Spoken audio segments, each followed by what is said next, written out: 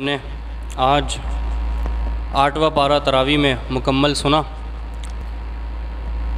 اور الحمدللہ آپ تمام لوگ باسعادت لوگ ہیں کہ اللہ تعالیٰ کے خاص فضل سے آپ لوگ یہاں تراویح پڑھنے آتے ہیں اور اس کے بعد درس سماعت فرماتے ہیں۔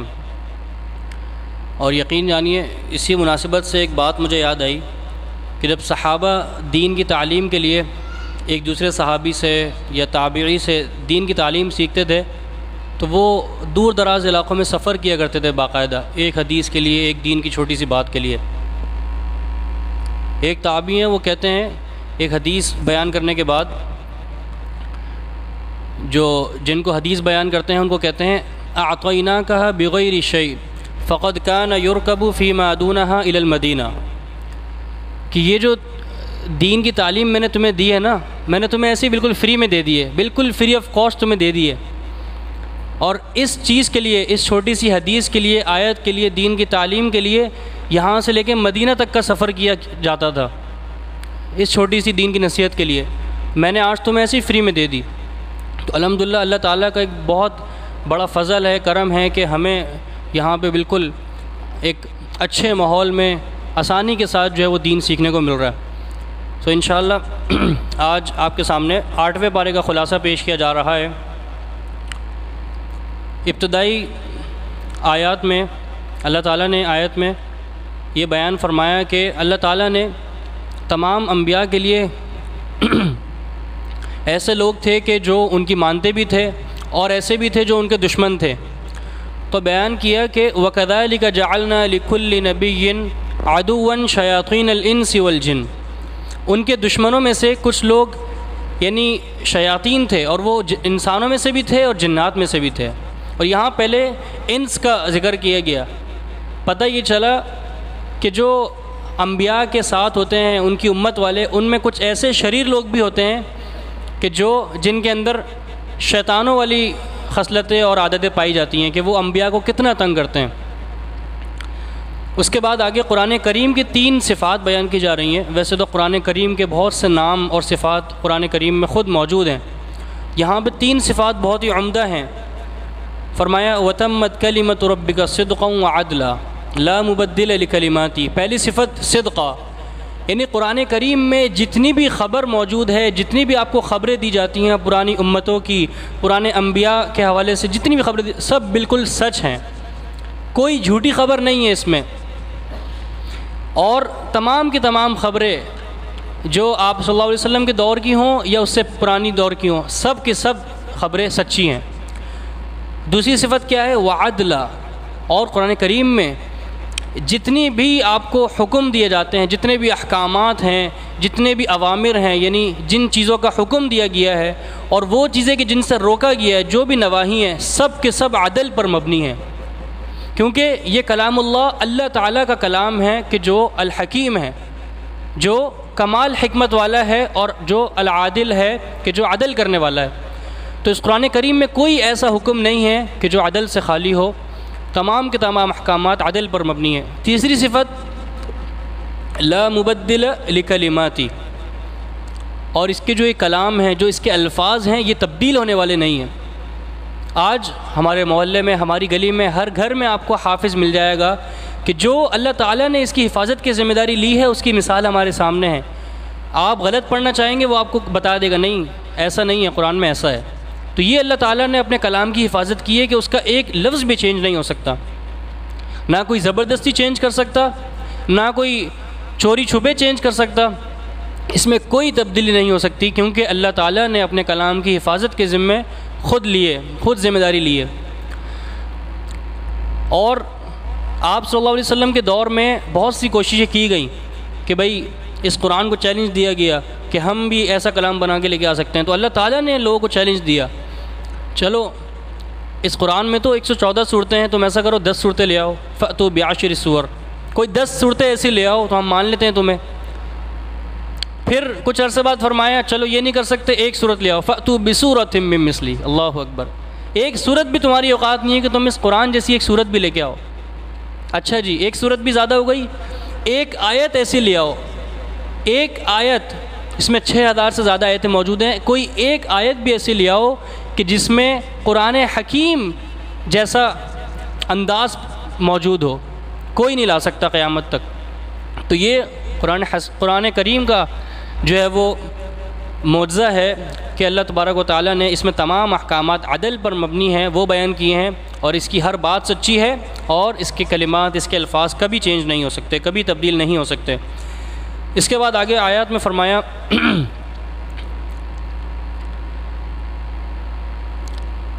کہ اس دنیا میں لوگ کامیابی کے معیار اپنے اپنے بنا کے رکھتے ہیں۔ کوئی بڑا بزنس بنا لے اسے کامیابی تصور کرتا ہے، کوئی اپنی بڑی فیکٹریاں بنا لے، کسی کے پاس بہت ساری زمینیں جمع ہو جائیں، کوئی جو ہے وہ بل ورلڈ سٹی میں پلاٹ لے لے، کوئی بحریہ ٹاؤن میں پلاٹ لے لے، اس کو کامیابی کا معیار سمجھتے ہیں۔ یعنی یہ سمجھتے ہیں کہ ہمیں اللہ تعالیٰ نے چن لیا کہ ہمارے پاس اتنا پیسہ ہے۔ آئیے قرآن کریم سے جانتے ہیں کہ اللہ تعالیٰ جن کے ساتھ بھلائی کا ارادہ فرماتا ہے تو ان کے ساتھ کیا کرتا ہے؟ فَمَن يُرِدِ اللَّهُ أَن يَهْدِيَهُ يَشْرَحْ صَدْرَهُ لِلْإِسْلَامِ کہ پس اللہ تعالیٰ جس شخص کے ساتھ بھی بھلائی کا ارادہ فرمائے، اچھائی کا ارادہ فرماتا ہے تو کیا کرتا ہے؟ أَن يَهْدِيَهُ يَشْرَحْ صَدْرَهُ لِلْإِسْلَامِ کہ اس کے سینے کو، اس کے دل کو اسلام کے لیے کھول دیتا ہے۔ اللہ اکبر! کتنی بڑی بات ہے اللہ تعالیٰ کی کہ اللہ تعالیٰ نے آج آپ لوگوں کو چنا ہے اپنے کلام کے لیے کہ آپ لوگ یہاں موجود ہیں، اس کا کلام سننے، اس کے کلام میں موجود نصیحتیں سننے۔ تو اللہ تعالیٰ نے ہمارے دل کو کھول دیا ہے، یعنی اللہ تعالیٰ ہمارے ساتھ بھلائی کا ارادہ چاہتا ہے۔ اللہ اکبر! تو ہم چنے ہوئے لوگ ہیں، ہمیں اس چیز کو سمجھنا چاہیے اور اس پہ شکر ادا کرنا چاہیے اللہ تعالیٰ کہ اللہ تعالیٰ ہمیں اس پہ ثابت قدمی عطا فرمائے، ہمیں استقامت عطا فرمائے تاکہ ہمارا خاتمہ بھی اسی دین پہ ہو۔ آمین۔ اس کے بعد آگے ایک بنیادی اصول بیان کر دیا، وَكَذَلِكَ نُوَلِّي بَعْضَ الظَّالِمِينَ بَعْضًا بِمَا كَانُوا يَكْسِبُونَ کہ کوئی بھی شخص اگر اس دنیا میں اپنی حد سے زیادہ بڑھ جائے، یعنی ظلم کر لے، جو اللہ تعالیٰ نے اس کا کام لگایا تھا وہ نہ کرے بلکہ اس سے بڑھ چڑھ کے کر لے یا وہ اس سے کم کرے، یہ ظلم کہلاتا ہے کہ وضع الشیء علی غیر موضعی کہ آپ چیز کو اس کی جگہ سے ہٹا دیں۔ اگر ایک انسان اپنی ڈیوٹی صحیح نہیں کرتا، آج اپنے حقوق ادا نہیں کرتا، اپنے ماں باپ کے حقوق ادا نہیں کرتا، اپنی اولاد کے حقوق ادا نہیں کرتا، یا کسی بھی طرح سے ظلم کرتا ہے، تو بیان کر دیا کہ اس ظالم پہ ہم ایک دوسرا ظالم مسلط کر دیتے ہیں۔ آج ہم اپنے حالات دیکھ لیں، آج ہم کہاں کہاں ڈنڈیاں نہیں مار رہے، کہاں کہاں ظلم نہیں کر رہے، چاہے وہ ہماری ایک چھوٹی سی دکان ہو یا ہماری ایک بڑی سی فیکٹری ہو یا ہمارا ایک چھوٹی سی جھوپڑی ہو یا پھر ہمارا ایک بڑا سا آفس ہو، ہم ہر جگہ جھوٹ سے کام لے رہے ہیں، ظلم کر رہے ہیں، لوگوں کا حق مار رہے ہیں۔ تو دیکھ لیجیے آج ہمارے حکمران پھر ہم پر کیسے مسلط کر دیے گئے ہیں۔ تو یہ سارا اللہ تعالی نے فرمایا کہ انسان اپنی وجہ سے بما کانوا یکسبون، جو اس کے کرتوت ہے اس کی وجہ سے ہوتا ہے کہ وہ ظلم برپا کرتا ہے، تو پھر اس کے اوپر ایک اور دوسرا ظالم آ جاتا ہے۔ اور اللہ تعالیٰ نے یہ بھی جواب دے دیا کہ اگر ایک قوم تبدیلی لانا چاہتی ہے، اپنے اندر صحیح ہونا چاہتی ہے، تو ان اللہ لا یغیر ما بقوم حتی یغیروا ما بانفسہم کہ اللہ تعالیٰ کسی قوم کو جب تک نہیں بدلتا، چینج نہیں کرتا، جب تک وہ اپنے آپ کی اصلاح نہ کر لیں، جب تک وہ اپنے آپ کو تبدیل نہ کر لیں۔ تو آج ہمیں چاہیے کہ ہم حکومتوں کو کوسنے کے بجائے، ان پر آوازیں بلند کرنے کے بجائے اپنے ایک گھر کی، اپنے ایک فرد کی اصلاح کر لیں۔ ایک فرد کی اصلاح ہو جائے گی تو ایک گھر کی اصلاح ہو جائے گی، اسی طرح پھر ایک محلے کی اصلاح ہو جائے گی، پھر اسی طرح ایک معاشرے کی اصلاح ہو کے ایک قوم کی اصلاح ہو جائے گی۔ تو اللہ تعالیٰ نے بہت ہی اس کتاب میں، اپنے کلام میں بہت عمدہ اور بہت واضح طریقے سے ہمارے لیے رہنمائی بیان فرما دی ہے۔ اس کے بعد آگے آیت نمبر 151 میں اللہ تعالیٰ نے کچھ چیزیں ایسی بتائیں کہ جو اللہ تعالیٰ نے حرام کر دی ہیں باقاعدہ۔ نمبر 1، قُلْ تَعَالَوْا وَاتْلُوا مَا حَرَّمَ رَبُّكُمْ عَلَيْكُمْ أَلَّا تُشْرِكُوا بِهِ شَيْئًا کہ اللہ تعالیٰ کے ساتھ کسی کو شریک مت کرنا، یعنی آپ تمام لوگوں کو پتہ ہے کہ یہ اکبر الکبائر ہے، کبیرہ گناہوں میں سے سب سے بڑا کبیرہ گناہ جو ہے وہ اللہ تعالیٰ کے ساتھ کسی کو شریک کرنا، سب سے پہلے اس کو لایا گیا، شرک کو، اللہ تعالیٰ کے ساتھ کسی کو شریک نہیں کرنا۔ پھر آگے فرمایا گیا وَبِالْوَالِدَيْنِ احسانا کہ والدین کے ساتھ احسان والا معاملہ فرماؤ، یعنی ان کی حق تلفی نہ کرو، ان کے ساتھ ظلم نہ کرو، بلکہ ان کے ساتھ حق ادا کرو اور احسان والا معاملہ کرو، یعنی ان کا جو حق ہے اس سے بڑھ کر ان کو حق دو۔ احسان اسے ہی کہتے ہیں کہ ایک انسان کا جو حق ہے اس سے زیادہ وہ کر کے دکھائے. تو والدین کے ساتھ احسان کا. اور آگے دوسرے پارے میں کیا کہا؟ وَلَا تَقُل لَهُمَا اُف. ان والدین سے تو ہم اف بھی نہیں کہہ سکتے کہ یہ آپ نے کیوں کر دیا اف. ان سے احسان کا معاملہ ہم نے پیش آنا ہے. اس کے بعد تیسری چیز، اپنی اولاد کو وَلَا تَقْتُلُوا أَوْلَادَكُم مِّنْ إِمْلَاقٍ، اپنی اولاد کو اس ڈر سے قتل نہ کر دو کہ میں ان کو کھلاؤں گا پلاؤں گا کہاں سے. اور اللہ تعالیٰ نے آگے خود رہنمائی بھی فرما دی، نحن نرزقکم وإیاہم، ہم تو ان کو بھی کھلاتے ہیں اور تمہیں بھی کھلا رہے ہیں. وہ جب لے کے آئے گا بچہ، تو جب وہ بچہ آئے گا تو وہ اپنا رزق لے کے آئے گا. اور یہ باقاعدہ احادیث ہیں کہ جب بچہ ماں کے پیٹ میں ہوتا ہے تو کچھ عرصے بعد ہی اس کا رزق لکھ دیا جاتا ہے، اس کی موت لکھ دی جاتی ہے کہ یہ کب مرے گا، کتنا عرصہ اس نے جینا ہے، اور یہ بچہ نیک ہوگا یا برے کام کرے گا. یہ تمام چیزیں پہلے سے لکھ دی جاتی ہیں. تو انسان کے پاس جب علم نہیں ہوتا تو پھر وہ برائی کی طرف جاتا ہے. اگر ایک انسان کا یہ پکا عقیدہ ہو، اس کے پاس علم ہو کہ جو اولاد اللہ تعالیٰ مجھے دے رہا ہے وہ اللہ تعالیٰ ہی کی طرف سے ہے، اور اللہ تعالیٰ نے اس کا رزق بھی اس کے ساتھ عطا کر دینا ہے. تو یہ کچھ ایسی چیزیں بیان کی کہ جو حرام ہیں.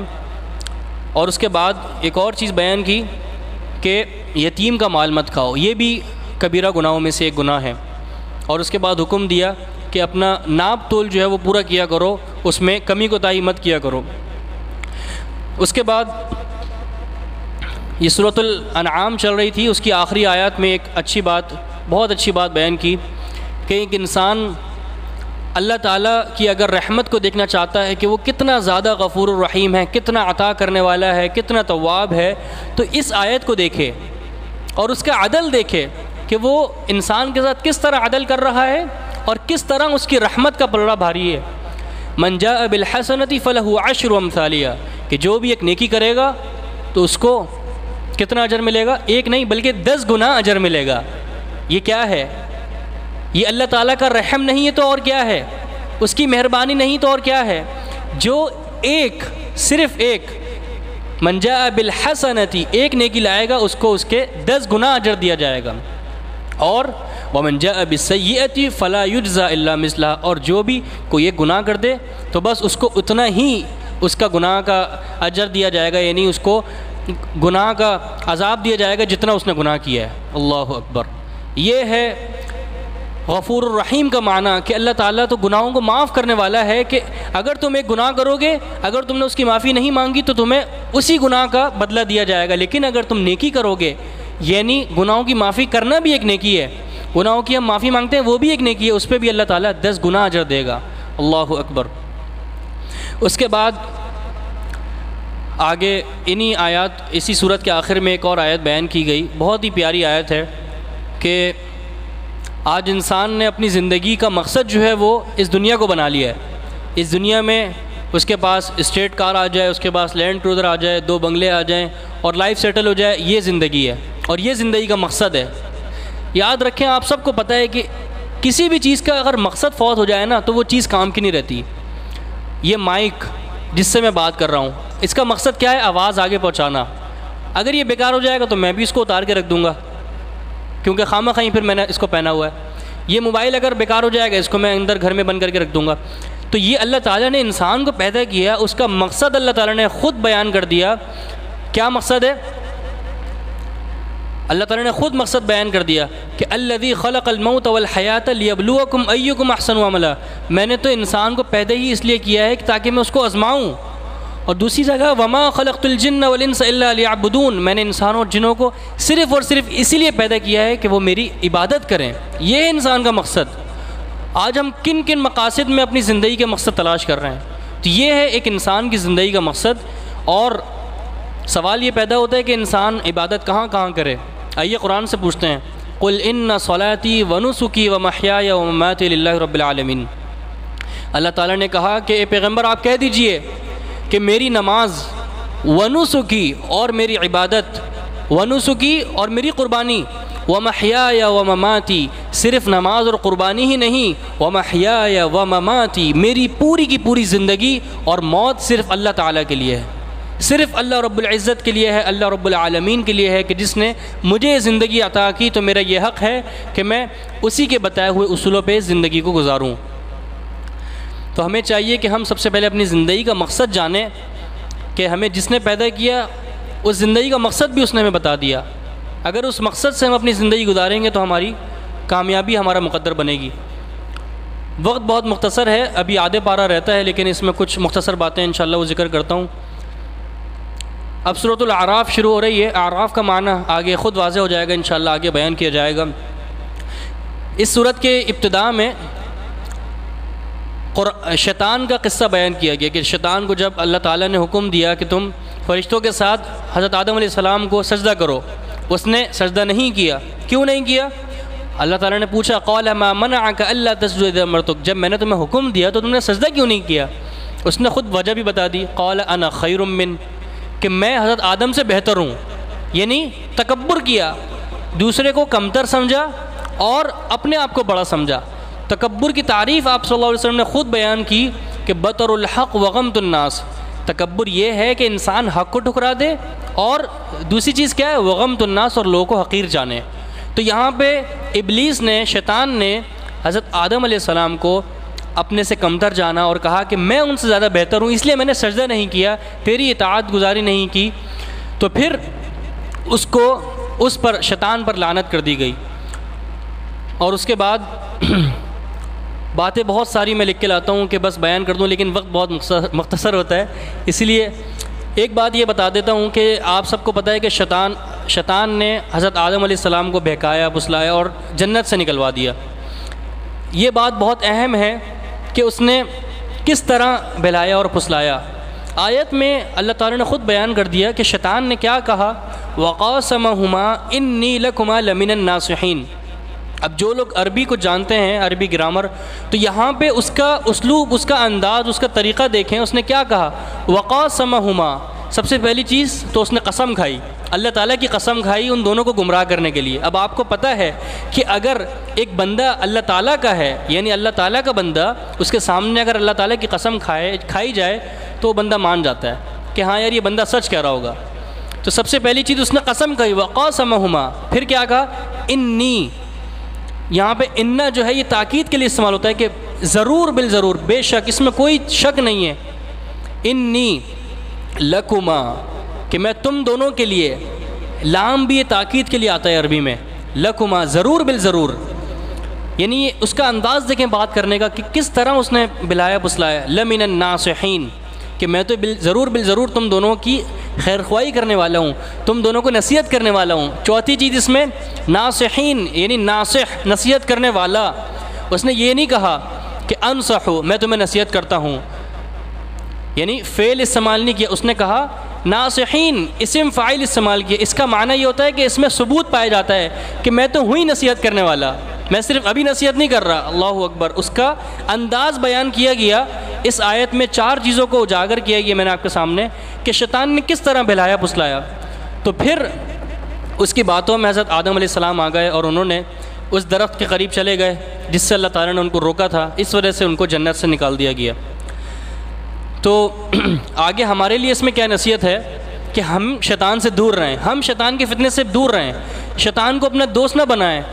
فَاتَّخِذُوهُ عَدُوًّا، قرآن کا حکم ہے کہ تم اس کو اپنا دشمن بناؤ۔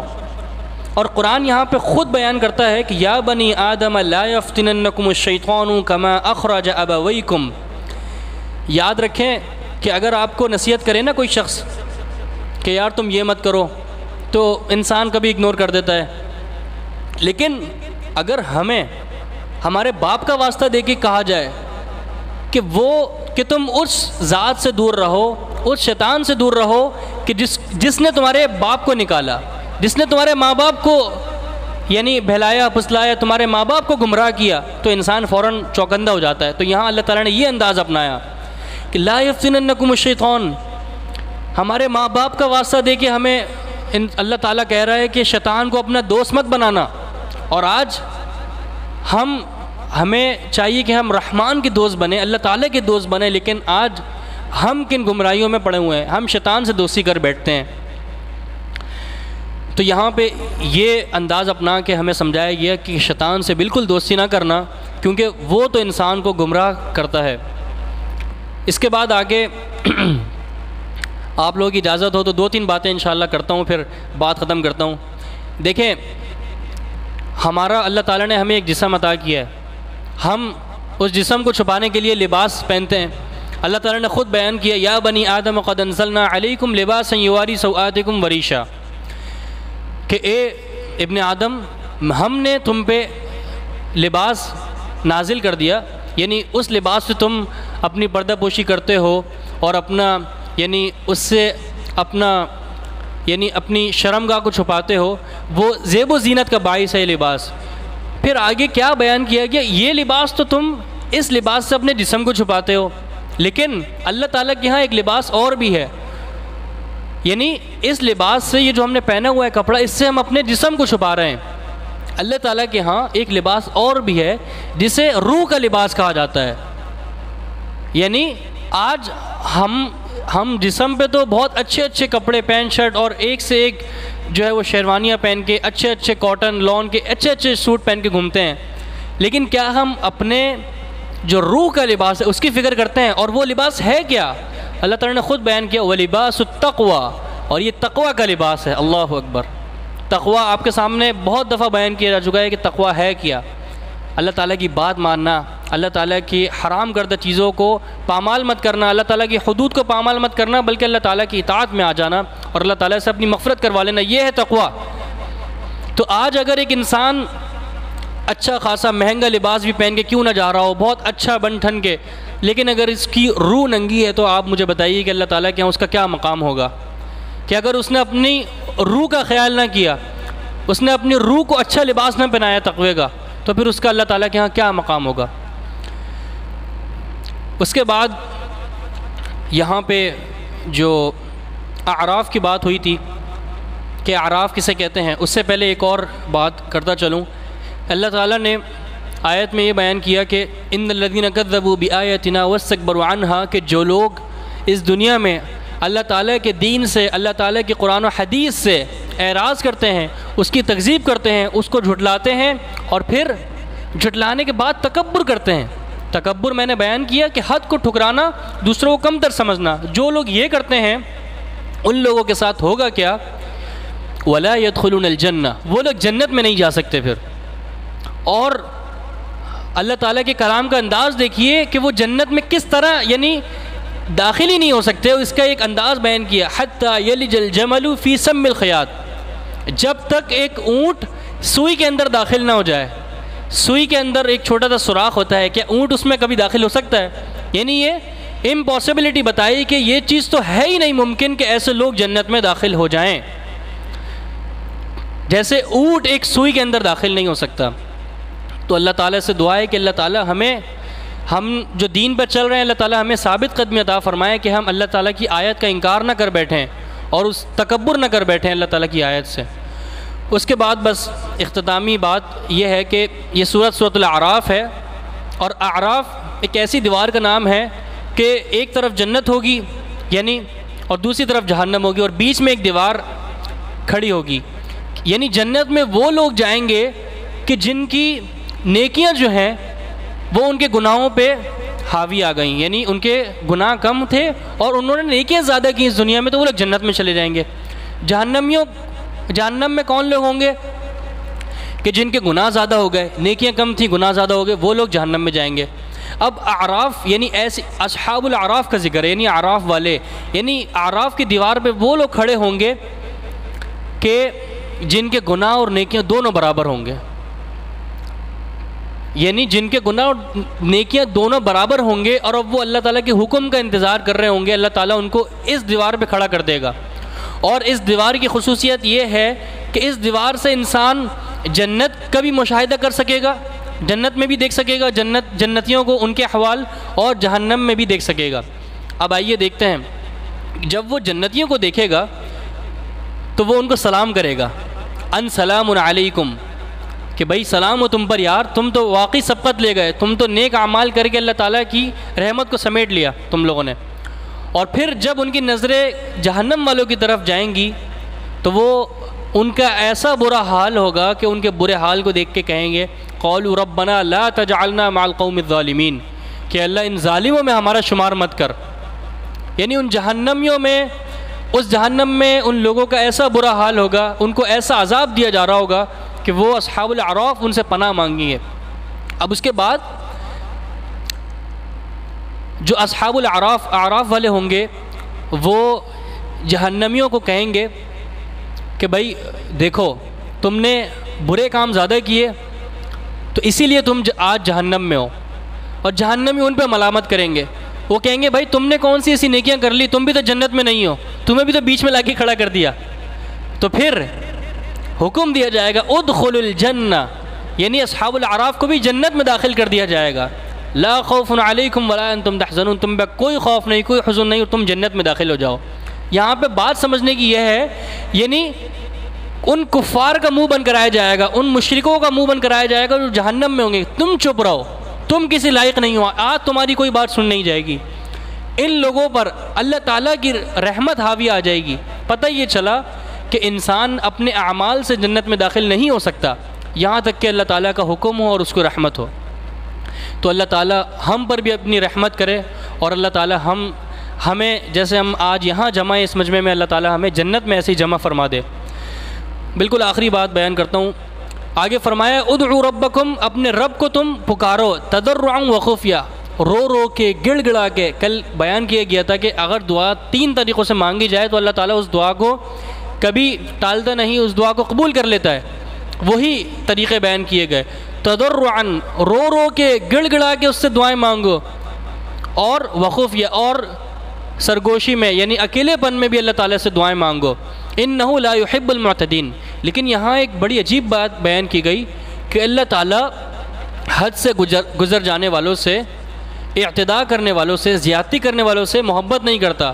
پتہ یہ چلا کہ دعا میں بھی اعتداء، زیادتی جائز نہیں، یعنی اس کی وضاحت بھی احادیث میں ملتی ہے۔ یعنی ہم ایسی دعا نہ کریں کہ اللہ تو مجھے جنت میں دائیں جانب بائیں جانب وائٹ کلر کا بنگلہ دے دے، یعنی یہ دعائیں بڑی عجیب سی دعائیں ہیں۔ ہمیں دعا مانگنی چاہیے جنت الفردوس کی۔ اللہ تعالیٰ نے حکم دیا کہ تم دعائیں مانگو مجھ سے، اور حدیث میں یہ بھی بتا دیا کہ دعا میں مانگو کیا۔ حدیث ہے باقاعدہ، آپ صلی اللہ علیہ وسلم نے فرمایا جب بھی تم جنت کا سوال کرو تو تم اس کے سب سے اعلیٰ جو رتبہ ہے، جو اس کا سب سے اعلیٰ لیول ہے جنت الفردوس، اس کی دعا مانگو۔ تو دعا میں بھی ہمیں ایسی دعائیں مانگنی چاہیے جو قرآن و حدیث سے ثابت ہوں۔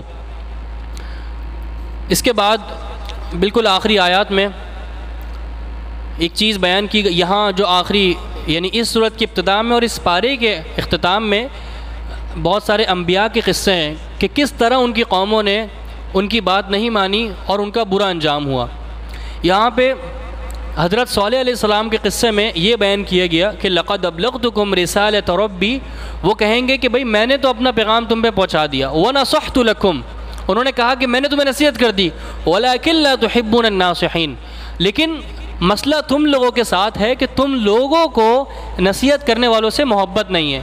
پتہ یہ چلا کہ جو لوگ برے لوگ ہیں، جو کفار ہیں، جو مشرکین ہیں، جو نافرمان لوگ ہوتے ہیں، ان کو نصیحت کرنے والوں سے، واعظین سے، داعین سے محبت نہیں ہوتی بلکہ وہ نفرت کرتے ہیں۔ تو آج ہمارے لیے کیا سمجھنے کی بات ہے کہ ہم بھی دیکھیں کہ اگر ایک عالم، اگر ایک داعی، اگر ایک مبلغ، اگر ایک ناصح، اگر ایک مربی آپ کو کچھ سکھانا چاہ رہا ہے تو آپ اس سے محبت کیجئے، اس کے احسان کو جانیے کہ ہاں بھائی آپ کا احسان ہے کہ آپ ہمیں اچھی بات بتا رہے ہو، نہ کہ یہ کہ ہم اس سے بغض رکھیں اور اس سے نفرت کریں کہ بھائی پھر آگے مولانا صاحب ہمیں نصیحت کرنے۔ ہمیں بالکل اس چیز سے بچنا چاہیے اور قرآن و سنت سے محبت پیدا کرنی چاہیے، اور جو قرآن و سنت والے ہیں یعنی علماء ہیں، اہل علم ہیں، ان سے بھی محبت کرنا چاہیے۔ اللہ تعالی ہمارا یہاں بیٹھنا، یہ سننا اور جو بھی علم آپ کے سامنے رکھا گیا اس پر عمل کرنے کی توفیق عطا فرمائے۔ سبحانک اللہم و بحمدک، اشہد ان لا الہ الا انت، استغفرک و اتوب الیک۔ والسلام علیکم ورحمۃ اللہ وبرکاتہ۔